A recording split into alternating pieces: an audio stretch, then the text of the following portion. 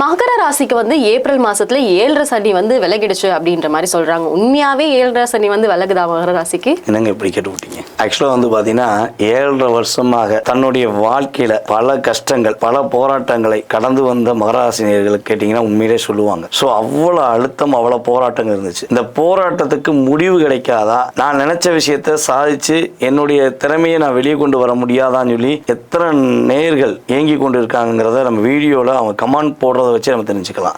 So அந்த அளவுக்கு மகர ராசிக்காரங்க ஒரு போராட்டமும் மன அழுத்தமும் சந்திச்சுக்கிட்டு இருக்காங்க. ஸோ இந்த சந்திப்பு இந்த பிரச்சனை எல்லாமே ஒரு முடிவு இவங்களுக்கு வெற்றி கொடுக்கக்கூடிய அமைப்பாக இவங்களுடைய ராசியின் அதிபதி சனி பகவானே 3ஆம் இடத்துல இந்த ஏப்ரல் மாதம் துவக்கத்திலேயே அமர்ந்திருக்காங்க. ஸோ இதுவே இவங்களுக்கு பாத்தீங்கன்னா மிகப்பெரிய ஒரு வெற்றிக்கான செயல்பாடு. நினைச்ச விஷயத்த நினைச்ச மாதிரி இனிமே இவங்க நடத்தி காட்டுவாங்க. மகர ராசிக்கு என்று தனியா ஒரு அங்கீகாரமே கிடைக்கும். எந்த இடத்துல மகர ராசிக்காரங்க என்ன ஃபீல்ட்ல இருந்தாலும் சரி அந்த ஃபீல்ட்ல இவங்க தனி ஒரு அங்கீகாரம் பெறக்கூடிய ஒரு அற்புதமான மாதமாக இந்த மாதத்திலிருந்தே இவங்க எடுத்துக்கலாம். 7.5 வருஷம் போராட்டம், இந்த ஏப்ரல் இருந்து முன்னேற்றம் அப்படிங்கிற சொல்லக்கூடிய வார்த்தைகள் பர்ஃபெக்டா பொருந்துறது மகர ராசி தான். அந்த அளவுக்கு சாட்டிஸ்பேக்ஷன் உண்டு. அதுல மகர ராசிக்காரங்கள பாத்தீங்கன்னா தாயாருடைய உடல் ஆரோக்கியத்துக்காக நிறைய மருத்துவ செலவு, அதே போல தன்னுடைய தாய் மாமாவுடைய உறவுல நிறைய பிரச்சனையை சந்திச்சிருந்தாங்க அப்படின்னா இனிமே அந்த தாய் மாமன் உறவு தாயாருடைய உடல் ஆரோக்கியம் ரொம்ப ரொம்ப மேன்மைப்படும், ஒரு ஒற்றுமை ஏற்படும். தாய் மாமா இவங்களுக்கு உறுதுணையா இருப்பாங்க.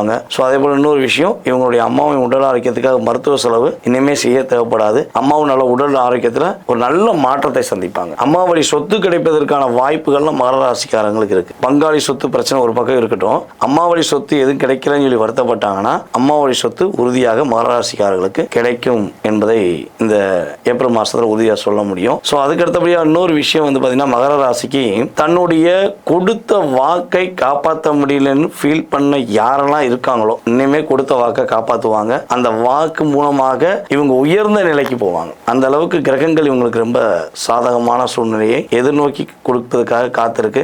ஸோ இந்த ஏப்ரல் மாதம் ஒரு சந்தோஷம், ஒரு பொருளாதாரத்தில் முன்னேற்றம், ஒரு வெற்றி என்ற வாய்ப்பை மகர ராசினியர்கள் உறுதியாக பயன்படுத்திக் கொள்ளலாம்.